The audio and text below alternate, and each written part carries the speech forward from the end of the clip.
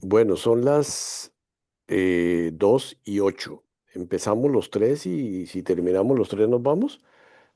Pues sí, hacer la siesta, porque si no, los Sí. que hagan siesta y dormir Impa- los que nos toca dormir. impactos de esta semana.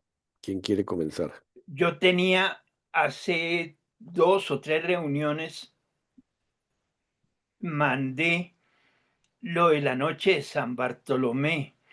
Me parecía una reflexión muy chévere, ¿no? Ujú, Sobre todo porque le achacan a la religión cosas en las que la religión no tiene nada que ver. La noche de San Bartolomé fue un hecho totalmente político, de poder, de manipuleo del poder, tanto en Francia como en los otros 3 países. Y sin embargo, todo el mundo lo toma como si hubiera sido por culpa del cristianismo, ¿no? A mí eso me hace mucha fuerza. ¿Por qué? Porque siempre es por el lado de la religión, no siempre es, es que los religiosos son fanáticos, por Dios, más fanático que un político como difícil, ¿no? Entonces me pareció una reflexión interesante, ¿no? Cómo ujú. se mataron hugonotes y cristianos que no tenían nada que ver con el cristianismo, ¿no? Era gente que manejaban las ciudades-estado del Renacimiento, hacían lo que se les daba la gana, mandaban a envenenar al que fuera, etcétera, etcétera, etcétera. Me parece que es una reflexión bien, bien importante, ¿no? Daniel, ¿y los hugonotes no eran protestantes? Sí, claro, Ok. pero no, el agarrón no fue porque los unos fueran protestantes y los otros fueran católicos. El agarrón era porque ambos no querían ceder el poder. Ujú, Y Catalina de Medici, que católica no tenía, pero ni el apellido siquiera, ¿sí? Aprovechó la situación, sobre todo ese proceso terrible en Inglaterra, ¿no? ujú, Uno llega a Inglaterra y Enrique VIII es una maravilla de personaje histórico. Y a nosotros nos metieron fue uno Enrique VIII que mandó matar ¿cómo se llama? A la hija de los reyes católicos, que se me olvida ahorita el nombre, Catalina me parece que se llama, para poderse casar con Ana Bolena. Entonces, ujú. fíjese que todo el enredo que se armó en Inglaterra y que generó el anglicanismo no tuvo nada que ver el cristianismo, fue la búsqueda del poder y cada uno aporta según su situación. Enrique VIII mató como a 3 viejas en busca de tener un descendiente para el poder. Subió primero la hija de Catalina de Aragón y se convirtió en una barbarie tenaz. Por algo la llaman María Bloody Mary, ¿no? María la sanguinaria, Ujú. porque acabó cuanto anglicano hubiera por los lados. Y después sube Isabel la católica, Isabel primera, y acaba con cuanto cristiano o católico hay por sus lados. Entonces, fíjense en que es utilización como de las palabras, pero obviamente en el contenido total de las palabras, no en inclinaciones religiosas. La inclinación religiosa no tenía nada que ver. El único que manejó muy bien el aspecto religioso, me parece, en mi humilde opinión, fue Lutero. Ujú, Lutero sí fue en contra de conceptos religiosos, ujú. abusivos, simonías, etcétera, etcétera. Todos los demás fueron políticos, puros, puros políticos. Y fíjense que Lutero no aparece en la política para nada, absolutamente para nada. Aparece es como el creador del luteranismo y de ahí para adelante todo ese proceso religioso, de esas religiones que son como tan raras, ¿no? Son como cristianas, pero son o luteranas o calvinistas, etcétera, etcétera, etcétera. A mí me parece que esa utilización de la religión no es válida para mí personalmente. Obviamente es solamente una idea, digamos, para conversar. Ujú, sí. Sí, a ver, yo les cuento mi impacto hoy, ¿no es cierto? Aquí en Berlín.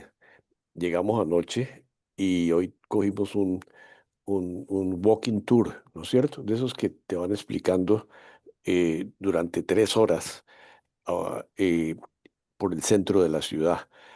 Eh, y les cuento que, wow, fue de un impacto brutal. Nunca había estado en Berlín, pero empieza uno a pasar por los principales lugares de la historia del centro de Berlín, de este Berlín nuevo.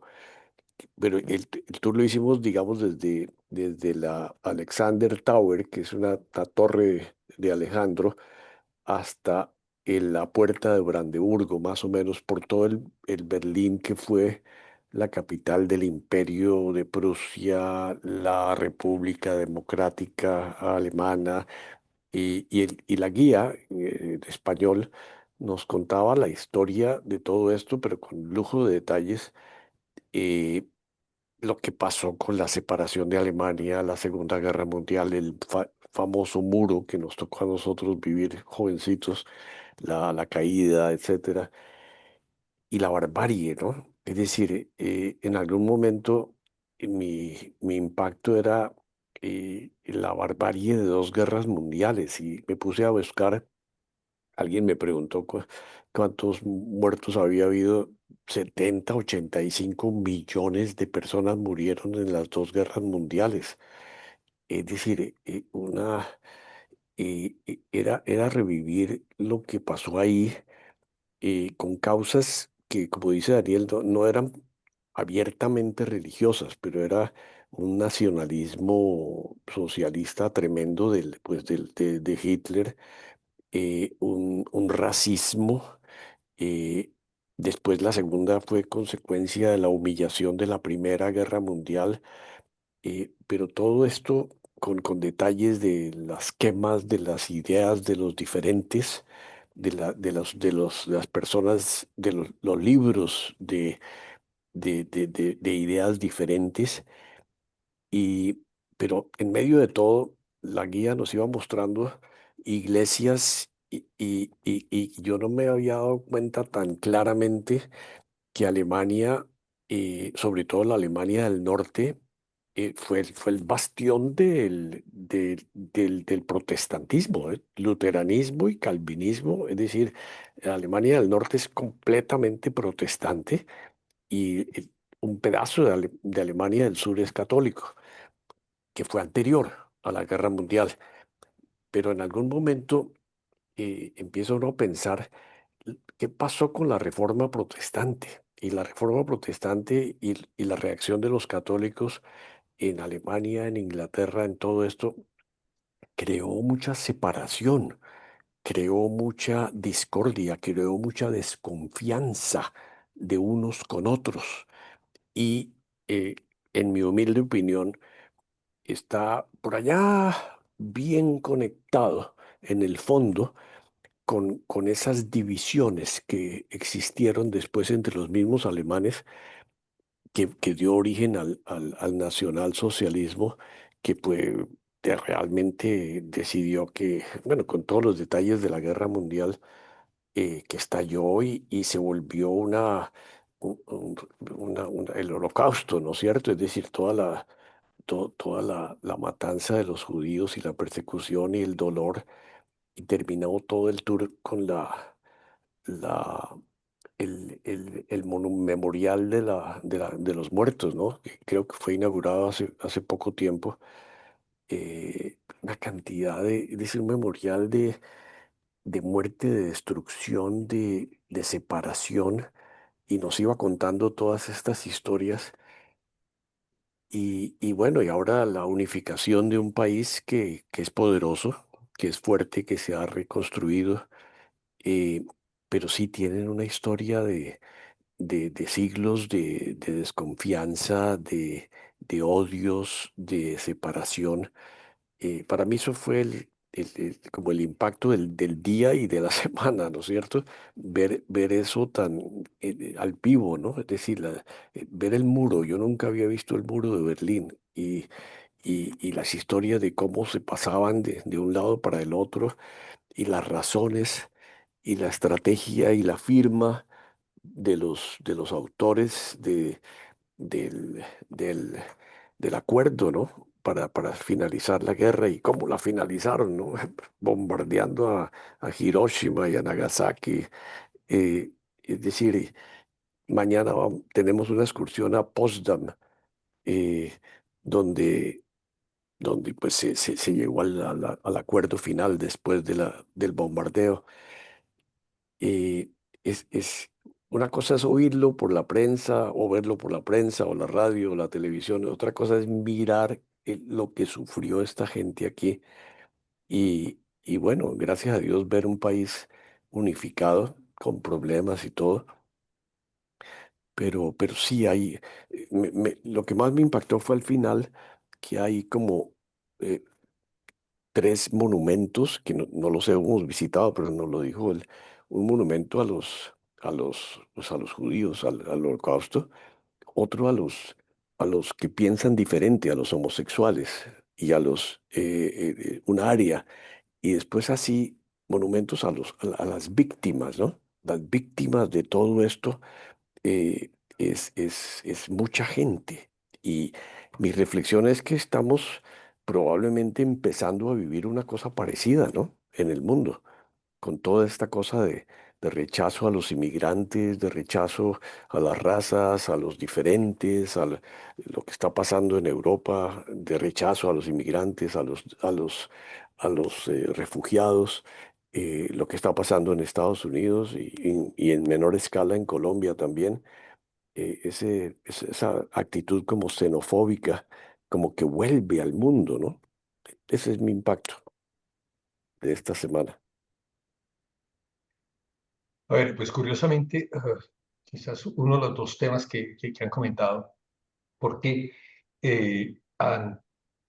antenoche, vi una película que se llama Sovereign, Mm, Sovereign o algo así, que era como un campo de concentración alemán mm, especial. Mm, y la película está basada en los hechos de la vida real, de lo que sucedió ahí.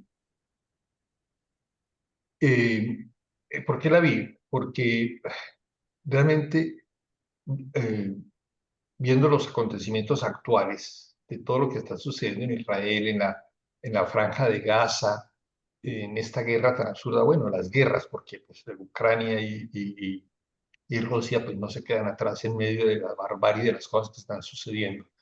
Pero lo de Gaza, pues eso es espantoso, espantoso a decir no más, ¿no es cierto? mm, Bueno, eh, porque por no sé qué motivo, usted sabe desde pequeño, películas o por reportajes, no puedo yo identificar. Yo en el fondo del corazón tenía un gran aprecio a los israelitas. Mm, Yo recuerdo que tal vez en la compañía alguien comentó que había estado en los kibutz y me hablaban de los kibutz, pues yo oí de los kibutz que eso era la revolución maravillosa, la convivencia, el socialismo allí, el trabajo común, etcétera, etcétera. Y bueno, todo eso, pues sin conocer directamente las cosas, en mí suscitó por mucho tiempo, pues esa admiración a los judíos. Más quizás por las historias del Holocausto, quizás mm, ponerme de parte de un pueblo que sufrió terriblemente. Y bueno, entonces me gusta ver cosas sobre toda esa problemática de los judíos durante la Guerra Mundial, la Segunda Guerra Mundial.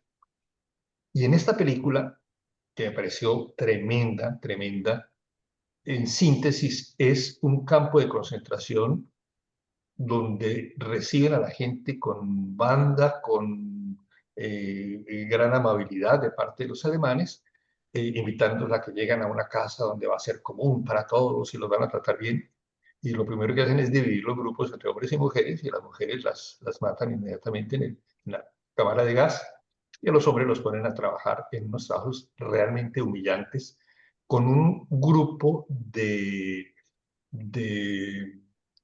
militares al mando militares como de alto rango, que hacen las barbaridades más humillantes a los prisioneros judíos. Bueno, eso es como el argumento.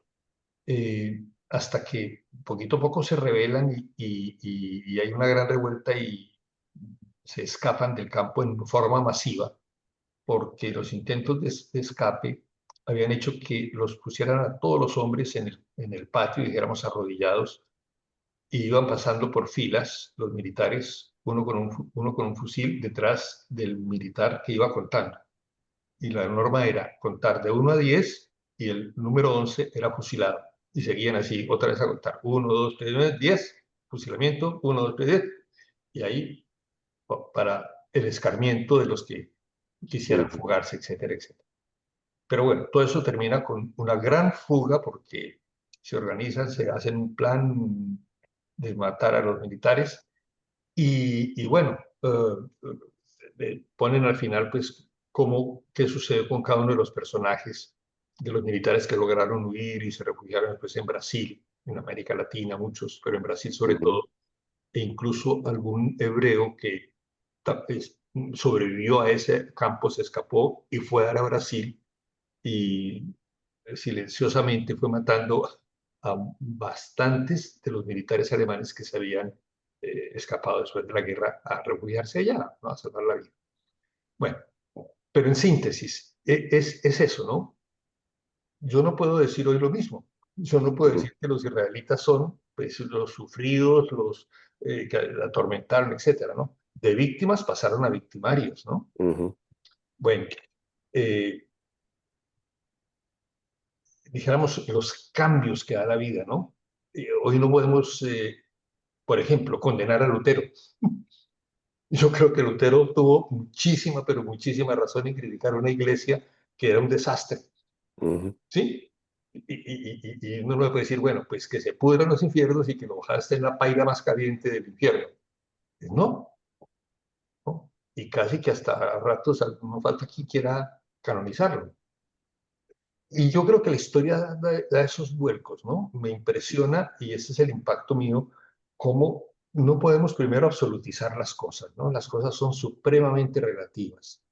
Y yo no puedo dejar de decir, siento admiración y siento compasión, si se quiere, por todo ese pueblo hebreo que sufrió durante la Guerra Mundial. No se puede negar que sufrieron y fueron avasallados y fueron humillados y fueron maltratados, ¿sí? Pero después la tortilla se voltea, ¿no? No puedo decir hoy que el pueblo alemán es un pueblo desgraciado, no, es otro pueblo distinto de la época nazista, ¿no? Mm. Eh, en fin, y podría ser como ese análisis en muchas circunstancias. Lo que me parece muy importante es cómo saber ubicarse sin, en la realidad de hoy, sin quedarnos, como lo he reflexionado yo, en los sentimientos primeros respecto a una realidad, a una situación, a un pueblo, a una persona, ¿no? Mm. Si se hace un ejercicio de apertura, de comprensión, diría yo, de discernimiento, uno tiene que mirar la realidad en la medida en que ella va aconteciendo, ¿no? Y lo del Sí, pasado no perdura por siempre, sino que es susceptible de cambios, de mejoras o de empeoramiento.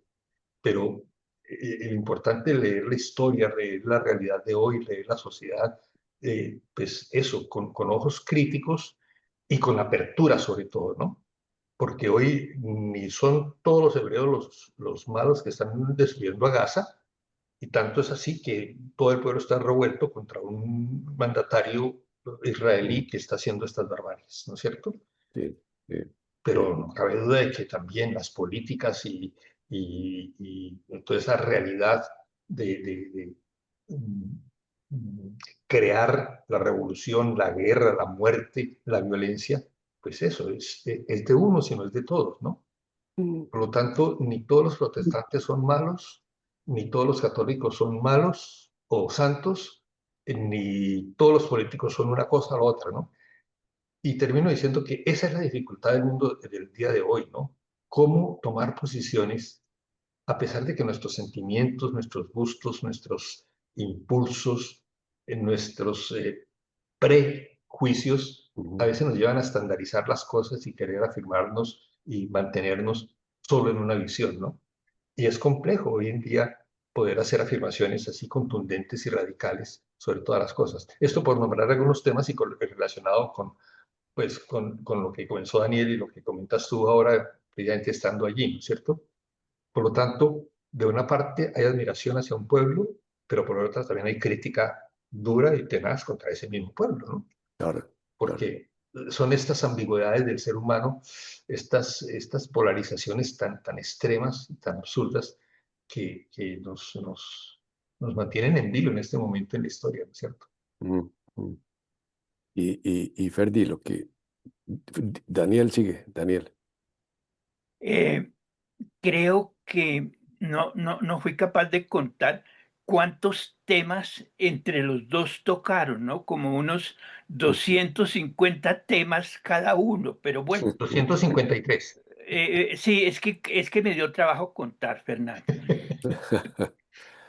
Pero fíjense, eso es lo malo, ¿no? Esa dispersión tan tenaz a la que lo enfrenta a uno el hecho cotidiano, ¿no? Cada hecho que se sucede repercute con un montón de cosas, entonces se dispersa uno con una facilidad. Entonces, para aportar algo, voy a tratar de no hablar sino de una sola cosa. Envidia total de saber que estés en Alemania, Darío, porque me quedé, se me quedó yo y creo que ya no será posible, ¿no? No, no logré ubicar y nunca me ha gustado viajar disperso, ¿no? Sino me gusta viajar a un sitio, y eso lo cumplí más o menos bien durante toda mi vida. O sea que Alemania se me quedó, pero yo siento una admiración por Alemania y los alemanes, Mm. el pensamiento alemán, la creatividad alemana, el trabajo. Hay un chiste tan bonito. Hicieron un concurso en Europa sobre un tema, los elefantes, y cada país debería presentar un trabajo sobre los elefantes. Finalmente, solo se presentaron 3 países de Europa. El primero, España, presentó un tomo bellísimo, encuadernado en cuero, con unas fotografías hermosísimas, con el título Los elefantes en la Biblia. Ah, les quedó espectacular el tomo. El segundo país que presentó fue Francia. Se echó también machas litografías, machas fotografías, machos resúmenes sobre el tema L'éléphant et l'amour, los elefantes y el amor. Y el último trabajo que llegó fue el alemán. 5 tomos, cada uno como de 2000 páginas, en papelito Biblia, letra chiquitica. Y el título, Introducción al estudio de los elefantes. A mí me encanta ese chiste porque es esa, esa fuerza que tiene el pensamiento alemán, ¿no? Cada personaje alemán, cada historia alemana está tan llena de, no sé, de, primero que todo, búsquedas, después creaciones y después la mano de industria y desarrollo que Alemania propone. Eso es infinito. ¿Por qué tengo tanto amor yo a Alemania? Es increíble que al dispersarse uno encuentre estos puntos en común, ¿no? Mi ángel, cuando entré a Santa Rosa, fue Siegfried Mock Gans, Fernando, todavía Cifri que está en la compañía, ¿no es cierto? No, él ya murió de un ¿Cifri Alzheimer que se terrible. murió?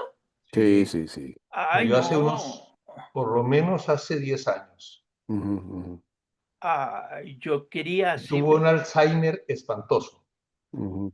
Bueno, pues Cifri para mí fue un norte en el pensamiento mío sobre juzgar la historia y los hechos. Mm. Eh, Charlábamos mucho porque como una afición a la música, Cifri, que era un acordeonista muy bueno, ¿no? Mm. Eh, Nos unió. Fue muy chévere el acierto que tuvo el padre de novicios, ¿cómo se llama? El director de novicios, Maestro. Maestro. maestro, el maestro de novicios de nombrarme a Sigrid porque sintonizamos perfecto.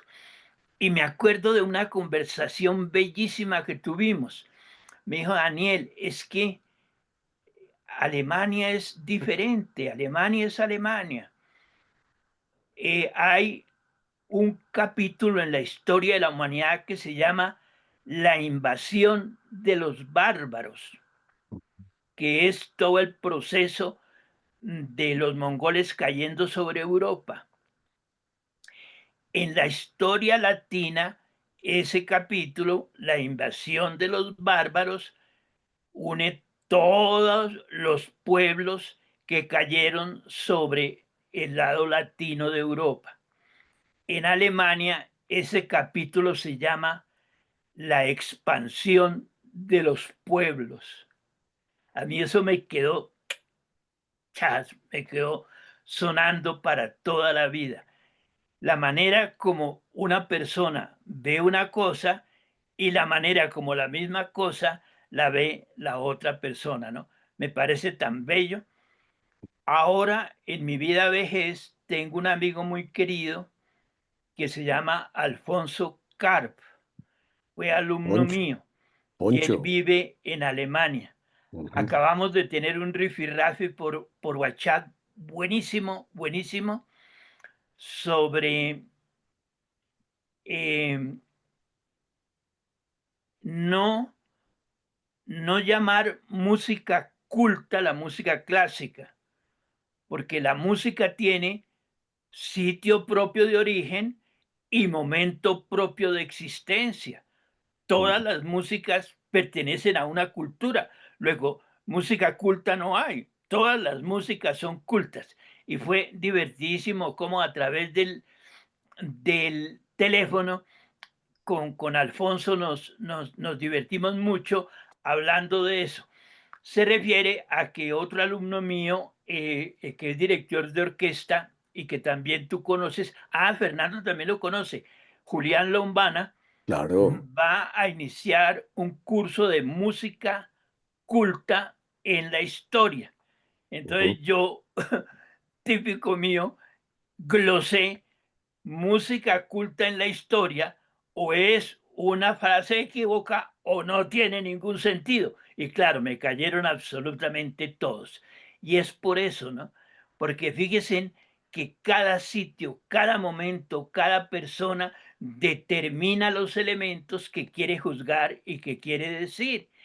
Voy a repetir esta grabación, ojalá que me la mandes, Darío, para Mm. contar cuántos temas tocamos en nuestra conversación de tres personas y cómo los enfocamos cada uno de nosotros, ¿no? Me parece tan bello eso.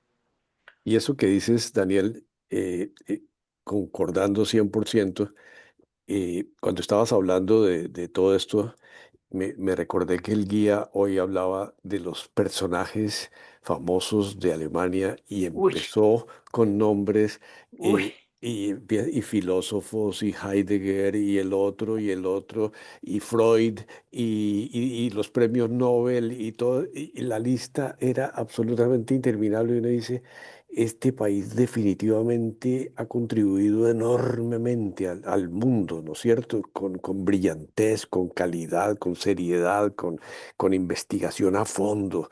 Y, pero bueno, después de todo eso que estabas diciendo, cuando estabas hablando de eso y de los temas, Otro tema que me impactó muchísimo a mí fue la relatividad de lo que hablábamos ahora, y Ferdi lo decía, de la apreciación que uno tiene de los países. Me ha impactado muchísimo la reunión de eh, Xi Jinping con Putin y con Modi, el de India, y con Kim Jong-un, el de Corea del Norte. Es decir, a un patán como Trump, que está, entre comillas, liderando una guerra arancelaria y tiene al mundo en esto, le salen tres líderes que si sumas los habitantes primero China e India, los dos países más poblados del mundo, casi 3 billones de habitantes, y más Rusia, más Indonesia, más todos los que se reunieron allá, uno dice, al patán este se le está poniendo el dulce difícil, porque si ellos empiezan a mostrar un mundo unificado y contra esa guerra arancelaria, uno dice, oiga, hoy por hoy, la figura de Xi Jinping, el de China, a pesar de todas las cosas que hemos hablado y hemos pensado y que China y China, pero China está en un momento de gloria y el hombre está mostrándose como el gran pacificador, el que está queriendo que la gente haga acuerdos, el que está haciendo la ruta de la seda, es decir, todo lo que en algún momento fue los malos soviéticos comunistas, la China comunista, tal, de repente dice, hombre, como que cambia el panorama del mundo, con un tipo del que uno esperaría que fuera el baluarte de la democracia y de la apertura, que está haciendo exactamente lo contrario, haciendo bullying con el resto del mundo. Le salen estos poderosos y uno dice, wow, cómo cambian las cosas, ¿no? ¿Cómo pueden cambiar de un momento a otro el curso de la historia? Es unos líderes, y no solo unos líderes, sino lo que traen detrás, ¿no? Con gobiernos diferentes. Lo que decía Ferdi, uno dice, sí, hablaba de los judíos como víctimas y ahora como victimarios, y ahora uno dice, sí, la guerra contra China o contra India o contra Rusia, Rusia que está acabando con Ucrania y ahora va y se alía con otros dos poderes fuertes. Qué tremenda la historia, lo que está pasando, ¿no? Ese es mi otro gran impacto, para añadir a otro tema. Nos Yo, cuentas yo después también, cuántos temas salen exactamente, Daniel. yo también quiero añadir otro tema, pero sobre Alemania. Hace 10 años más o menos, sí, 10 años, aquí tengo desde el 14, qué bárbaro, 2014. Eh, la Filarmónica de Berlín Ujú. transmite por el sistema ese para el mundo entero que se llama Streaming, no sé cómo, Streaming, sí. Streaming, una cosa así, transmiten el concierto de la Filarmónica de los sábados, que en Berlín es o a las 7 o a las 8 dependiendo de lo largo que sea, y que aquí a Colombia me llega entre las 12 y la 1 de la tarde del sábado. Es tan bello, se llama Digital Concert Hall y me entra por la televisión. Entonces yo veo ese concierto desde Berlín desde hace 10 años. Hace 10 años costaba el dólar aproximadamente mil pesos, ¿no? eh, Suscribirme durante el año para que me mandaran, y ellos me mandaban, vea tan chusco, ellos me mandaban el folletico con toda la programación del año. Y ahí tenía sábado por sábado Digital Concert Hall. Eso, muy bien. Y como el dólar costaba 1.000 pesos, la suscripción anual costaba 150 euros. O sea que yo más o menos con unos ciento y pico mil, ciento algo, cubría todos los conciertos del año de todos los sábados de la Filarmónica de Berlín, que son, ustedes no se imaginan cómo son esos conciertos, la calidad, el acierto de la programación, etcétera, etcétera. Hace 3 años, me, no, mentiras, hace 4 años, me tocó no suscribirme porque 152 € con dólares a 4.500 pesos me costaba casi 1.000.000 de pesos la suscripción. Entonces, pues Danielito, si es muy pobre, no se suscribió. Este año, 25-26, aquí está. Me escribió la señora, ay, se me olvidó tenerla. Bueno, una señora que ustedes me creen, me escribió desde Berlín. Don Daniel, notamos que el último año usted no recibió nuestra programación, bla, bla, y me mandó la programación de este año. Entonces yo le contesté, millón de gracias, muy amables, todo, pero en la subida de precios del dólar no me favorece en absoluto. Seguiré entrando de vez en cuando y uno puede comprar la boleta diariamente también. Obviamente le sale carísimo, ¿no? Pero no importa. Pues imagínense que lo más bella la señora a los 8 días, 4 días, me mandó un tiquetico para 7 días. Qué belleza. Puedo Qué- usarlo hasta el 31 de octubre con una clave que trae ahí. Ahí trae una clavecita, se las muestro. Ahí, si la Sí, alcanzan sí, a sí, ver. sí, sí, sí, sí, claro. Si yo uso esa clave, durante 7 días puedo entrar porque además del concierto de los sábados, tengo a mi disposición todas las grabaciones de todos los conciertos que ellos han hecho Qué en el belleza. Digital Concert Hall. Eso no lo hacen sino los alemanes, ¿no? Daniel, Digital Concert Hall, mucho antes de que existiera streaming, ya ellos estaban adelante. Y lo que acaba de decir Darío fue lo que me iluminó esto. Piensen en la relojería, piensen en la fotografía, piensen en la óptica, cualquier rama de las ciencias que uno piensa, Alemania siempre está a la vanguardia, ¿no?